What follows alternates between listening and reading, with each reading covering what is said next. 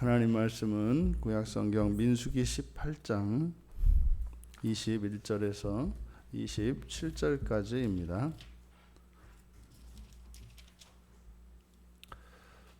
우리 같이 한 목소리로 함께 읽겠습니다. 내가 이스라엘의 11조를 레위 자손에게 기업으로 다 주어서 그들이 하는 일 곧 회막에서 하는 일을 갚나니 이후로는 이스라엘 자손이 회막에 가까이 하지 말 것이라. 죄값으로 죽을까 하노라. 그러나 레위인은 회막에서 봉사하며 자기들의 죄를 담당할 것이요 이스라엘 자손 중에는 기업이 없을 것이니 이는 너희 대대의 영원한 율례라. 이스라엘 자손이 여호와께 거제로 드리는 11조를 레위인에게 기업으로 주었으므로 내가 그들에게 대하여 말하기를 이스라엘 자손 중에 기업이 없을 것이라 하였노라. 여호와께서 모세에게 말씀하여 이르시되 너는 레위인에게 말하여 그에게 이르라. 내가 이스라엘 자손에게 받아 너희에게 기업으로 준 11조를 너희가 그들에게서 받을 때에 그 11조의 11조를 거제로 여호와께 드릴 것이라. 내가 너희의 거제물을 타작마당에서 드리는 곡물과 포도즙 틀에서 드리는 즙같이 여기리니. 아멘.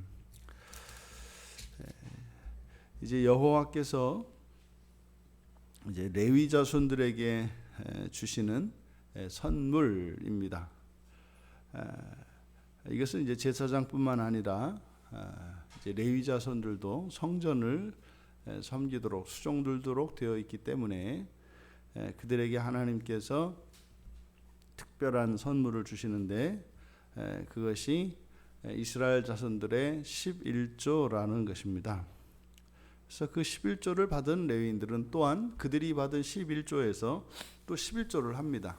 그러면 그 11조는 제사장들에게로 돌아가게 됩니다. 그래서 오늘은 이 11조에 대해서 우리가 한번 생각해 보려고 하는데 11조의 목적이라고 이렇게 설교 제목을 정했습니다. 먼저 이 11조에 대해서 우리가 생각해 보아야 할 것은 과연 이게 뭐 구약의 율법으로서 뭐 이게 우리에게 지켜야 되느냐, 뭐 11조를 해야 되느냐, 말아야 되느냐, 이것을 법적인 측면에서 이 11조를 생각하려고 하는 것은 아무 의미가 없습니다.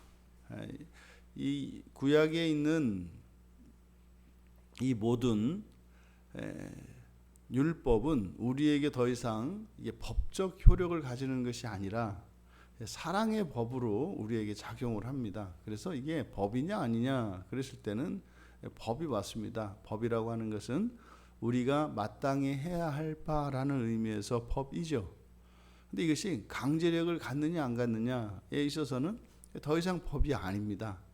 왜냐하면 모든 강제력은 예수 그리스도의 십자가 안에서 다 해결이 되었기 때문입니다. 그러면 강제력이 사라졌다고 해서 그럼 이것이 우리에게 법이 아니냐?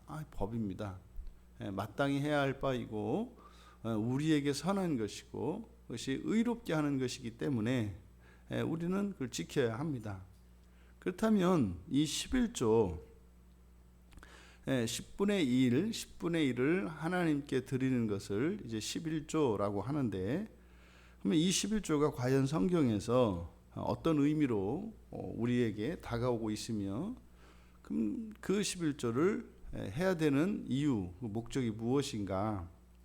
맨 처음 이 11조는 창세기 14장 20절에 아브라함이 이제 11조의 이제 첫 모형입니다. 맨 처음 시작하는 게 아브라함이죠. 이것은 이제 멜기세덱, 이 멜기세덱은 구약에 나타난 예수 그리스도의 전형적인 예표적인 인물입니다. 그래서 이 멜기세덱에게 자신이 챙긴 그 전쟁에서 이기고 챙긴 그 전리품의 10분의 1을 멜기세덱에게 줍니다. 이것이 이제 11조의 기원이 되는데 그리고 창세기 28장 22절에 야곱이 이스라엘 민족의 직접적인 시조가 되는 야곱이 이제 하나님께 11조에 대한 맹세를 합니다. 그래서 아브라함이 시작을 했고 야곱이 그것을 하나님께 민족을 대표하여 맹세를 합니다. 그래서 창세기 28장 22절에 내가 기둥으로 세운 이 돌이 하나님의 집이 될 것이요 하나님께서 내게 주신 모든 것에서 10분의 1을 내가 반드시 하나님께 드리겠습니다. 그래서 야곱이 하나님께 한 맹세는 그 자손들에게도 그 맹세는 그대로 계승이 됩니다. 그래서 이스라엘 백성들에게는 그들의 조상인 야곱이 하나님께 맹세를 했기 때문에 이제 여행을 마치고 무사히 집으로 돌아오게 되면 하나님께 드리겠다고 하였던 이 11조 이것을 지켜야 하는 것입니다. 그리고 이제 레위기 27장 20절 30절에서 이 11조라고 하는 것은 바로 여호와의 것임을 여호와께서 권리를 주장하십니다. 그리고 그 땅의 10분의 1 곧 그 땅의 곡식이나 나무의 열매는 그 10분의 1은 여호와의 것이니 여호와의 성물이라. 그래서 우리에게 하나님께서 주신 것 가운데 그 땅의 소산의 10분의 1은 절대적인 하나님 소유이심을 명시하셨습니다. 그래서 이 11조는 하나님의 절대적인 소유가 되는 것입니다. 그래서 우리의 맹세가 있었고, 그러니까 야곱의 맹세가 있었고, 또 아브라함의 첫 모범이 있었고, 그리고 하나님께서 그렇게 제정하셨기 때문에 이 10분의 1이라고 하는 것은 하나님의 절대적인 소유입니다. 그래서 말라기 선지자는 이것을 11조로 하지 않는 것을 도둑질이다 이렇게 이야기를 하는 겁니다. 그래서 우리들이 이 땅에서 거두어 드리는 모든 소득의 10분의 1은 하나님의 것입니다. 그리고 10분의 9는 우리에게 완전한 처분권이 있습니다. 소유권과 사용권 모두 다 같습니다. 10분의 9를 가지고서는 무엇을 해도 상관이 없습니다. 그를 가지고 뭐 죄를 짓든지 뭐 흥청망청 쓰든지 선하든지 그건 아무 상관이 없습니다. 하지만 10분의 1에 대해서는 그것은 하나님의 것입니다. 사실 그는 무리한 요구는 아니시죠. 하루하루 순간순간 우리가 하나님의 은혜가 아니고서는 사실은 그냥 정상적인 활동조차도 불가능합니다. 하나님께서 우리 혈관이 하나도 터지지 않도록 붙잡아 주셔야 되고, 이런 관절과 골수가 잘못되지 않도록 붙잡아 주셔야 되는 거지, 뭐 한순간에 그냥 뭐 식물인간이 되는 거는 뭐 일도 아닙니다. 우리가 뭐 이것을 당연한 것을 여기니까, 당연한 것처럼 여기니까 별거 아닌 것으로 생각됩니다만, 실제적인 부분에 있어서는 하나님의 은혜죠. 그러니까 모든 게 하나님의 소유라고 할 수 있습니다. 그런데요, 모든 것에 대한 하나님의 소유를 주장하지 않으신다고요. 10분의 1은 하나님의 절대적인 소유입니다. 이것을 제1의 11조라고 합니다.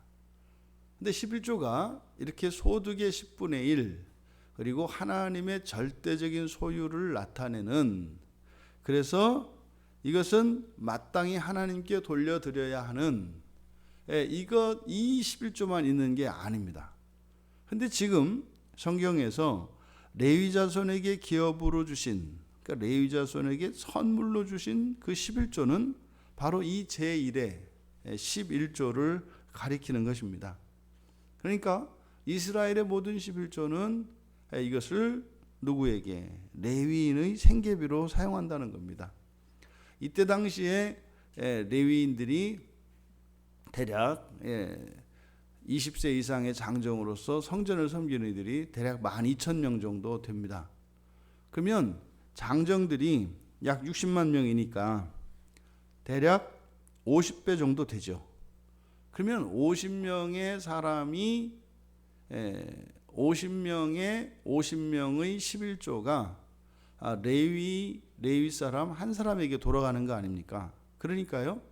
11조가 제대로 드려지면 레위인들의 생계는 걱정할 필요가 없습니다. 근데 놀라운 것은요. 항상 구약에서 레위 자손들은 구제 대상이 됩니다. 그래서 나그네나 과부나 이런 고아나 이런 사람들과 같이 분류되는 게 레위인들입니다.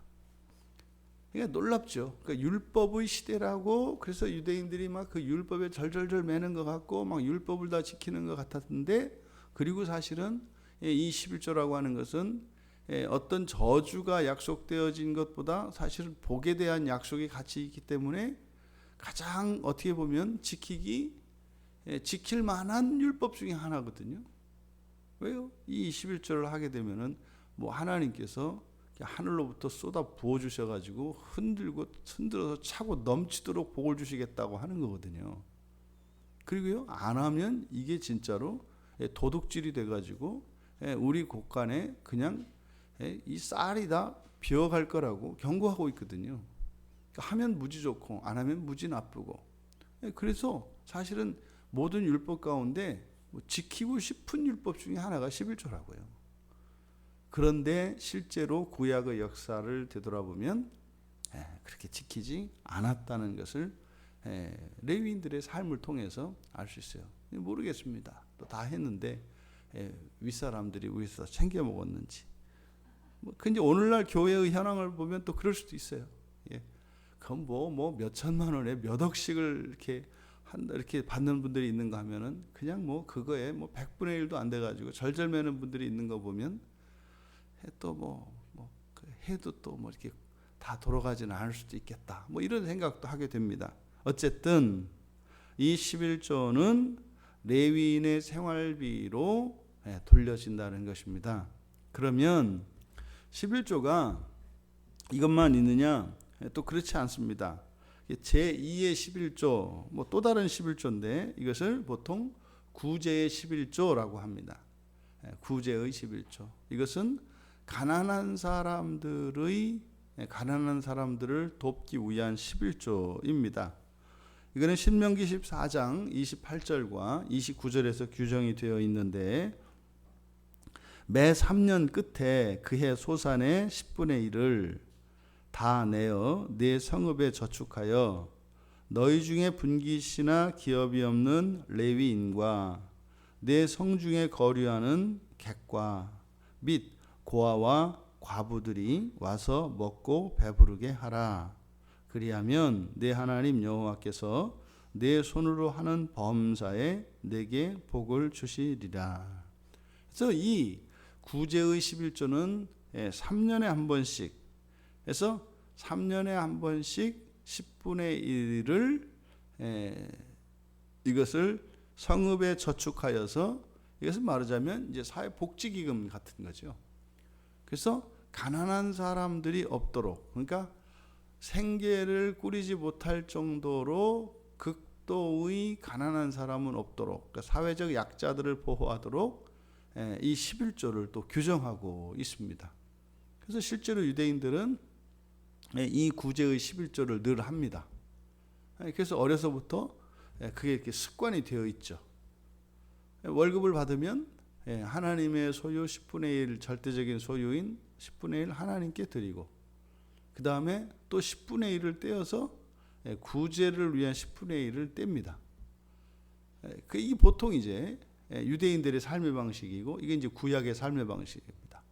그리고 이제 세 번째 제3의 11조는 이것을 명확하게 이렇게 10분의 1로 규정하고 있지는 않지만 생활에 그들이 이제 유대인들이 구전으로 전통으로 정한 것인데 이것은 말하자면 절기의 11조라고 할 수 있습니다.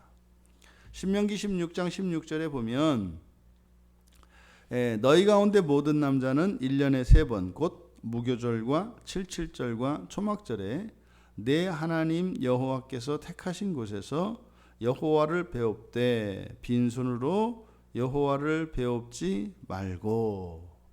그리고 이제 뒤에 17절에 그렇게 이어집니다. 각 사람이 내 하나님 여호와께서 주신 복을 따라 그 힘대로 드릴지니라.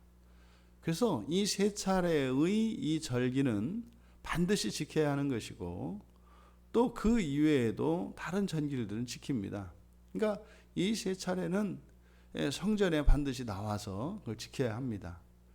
그래서 바로 이 절기를 지키기 위한 경비로서 10분의 1을 준비합니다.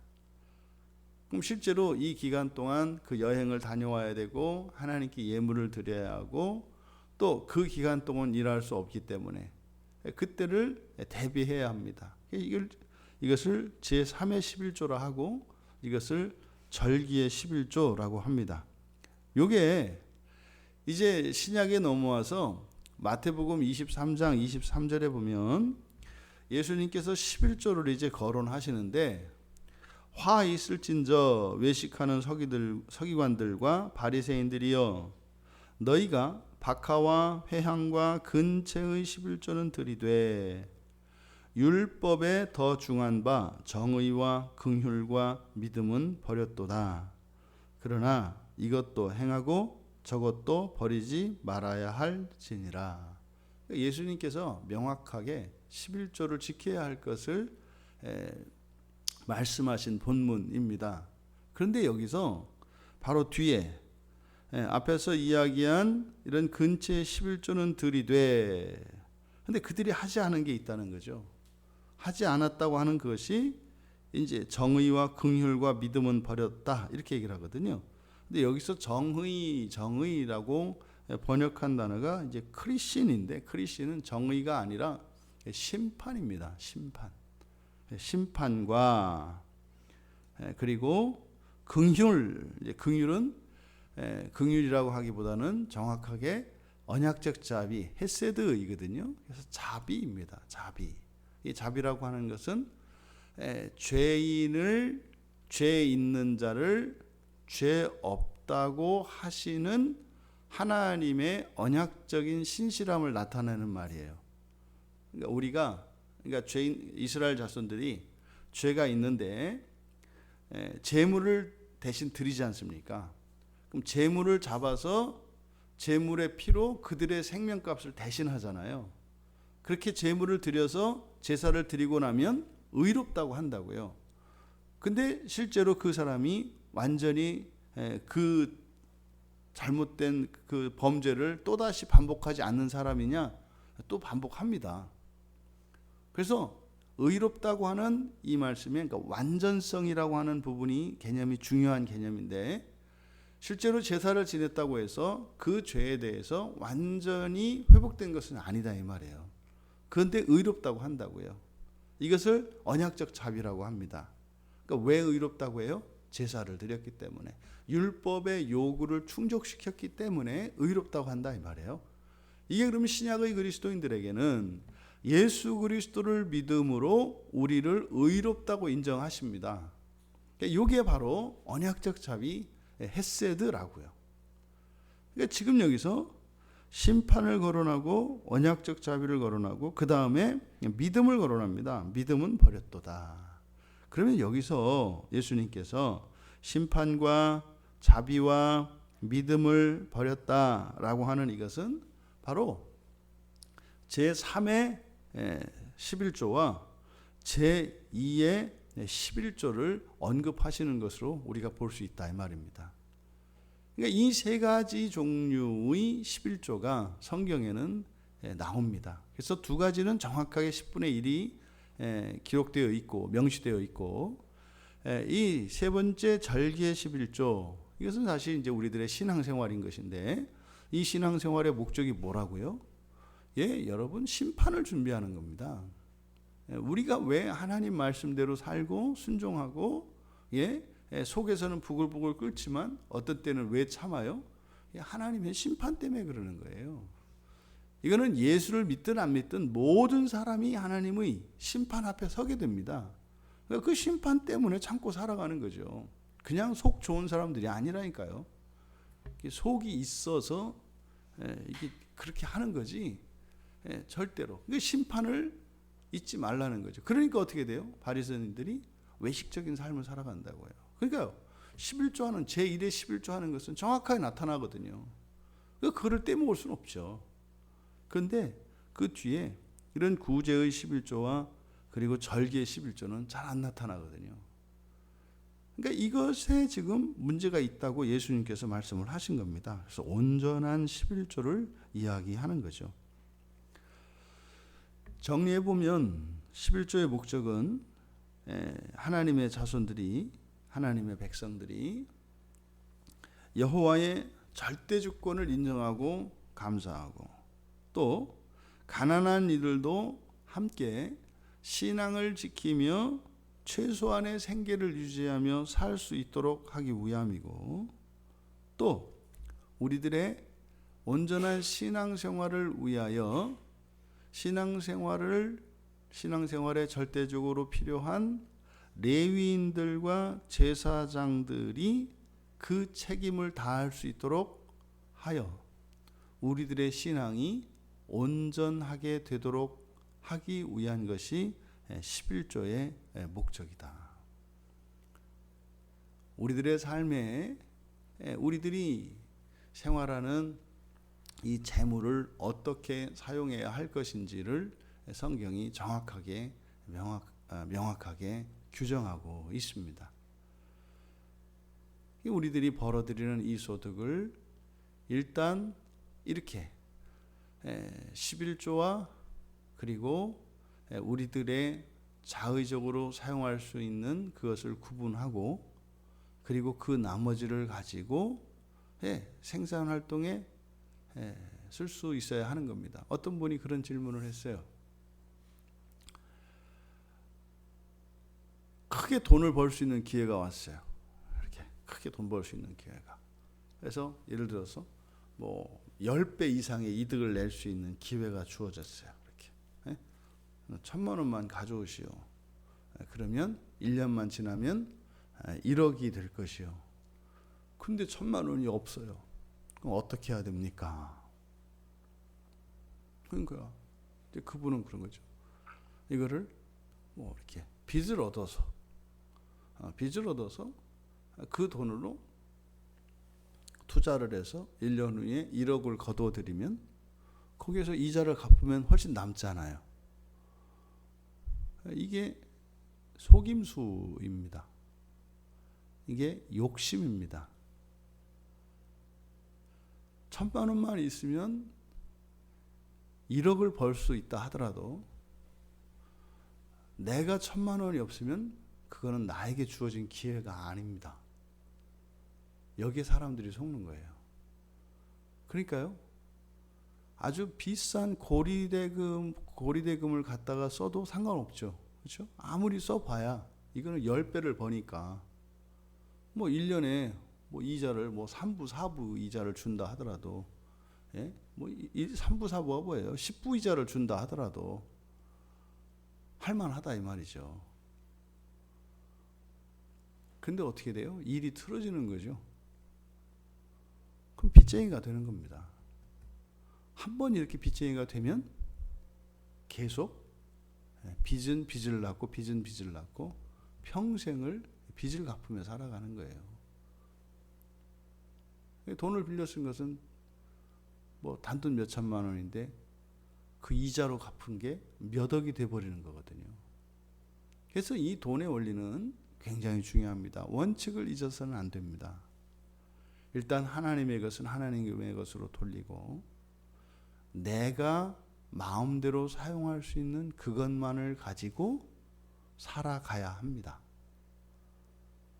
그리고 그것을 통해서 하나님께서 복을 주셔서 크게 부자가 되게 해주시면 부자로 살면 돼요. 하지만 부자가 되는 것을 목표로 해서 자기에게 없는 것을 빚을 들여서 무언가를 하려고 하는 시도는 굉장한 위험에 노출되어 있는 겁니다. 이미 그 사람의 사고 속에는 욕심이 들어가 있는 것이죠. 우리가 11조를 하지 못한다. 이게 이제 기본적으로 하나님 백성들의 신앙의 첫 관문이에요. 첫 관문. 이게 사실 이제 더 나아가서 시간의 11조, 우리의 재능의 11조, 또 우리의 수고의 11조 이렇게 들어갈 수 있는 거거든요. 근데 그게 이제 예배 생활로 나타나는 것이고, 재물에 있어서는 이 11조 이것은 반드시 해결해야 됩니다. 해결하라는 얘기는 해라 이게 아니라 할 수 있어야 한다 이 말이에요. 그래서 하나님의 소유권이 인정이 되고, 또 가난한 자들을 향하여 3년에 한 번씩 이렇게 11조를 하나님께 그 가난한 사람들을 위하여 사용할 수 있는, 그리고 우리의 온전한 신앙생활을 위하여 또 10분의 1을 쓸 수 있는, 만약에 이렇게 살아간다면 그 사람의 인생은 안정된 삶이 될 것입니다. 그러면 정말로 하나님이 주시는 복의 향기가 그 사람의 인생 안에, 가정 안에, 일터 안에는 반드시 있게 될 것입니다. 그리고 부귀와 빈천은 하나님께 맡기고 그것에 연연해 하지 않으며 하루하루를 평화롭고 단조로운, 하지만 복되고 영광스러운 삶을 살아가게 될 것입니다. 오늘 하루 무한정 소유하거나 무한정 살아가려고 할 것이 아니라 우리의 분수를 깨닫고 우리에게 주어진 것 안에서 만족하며 넘치도록 받아 누려도 마르지 않고 실증나지 않은 영적인 복을 추구하며 살아가시는 우리 모두가 되시기를 주님의 이름으로 축원합니다. 존귀하신 하나님, 이 땅에 살고 있지만 언젠가는 이 땅을 떠나 영원한 하나님 나라를 살아가기 위하여 살고 있는 인생인 것을 잊지 않게 하여 주셔서 우리들의 재물뿐만 아니라 우리들의 모든 것에 하나님의 절대적인 소유가 있음을 깨닫게 하여 주시고, 사랑의 마음으로 기꺼이 우리의 것 가운데 있는 하나님의 것을 기꺼이 하나님께 드릴 수 있는 믿음을 주시고 사랑을 주셔서 이 세상에서 행복을 추구하며 살아가는 자들이 아니라 영원한 그 나라의 영광을 위하여 살게 하옵소서. 감사하며 예수님의 이름으로 기도하옵나이다. 아멘.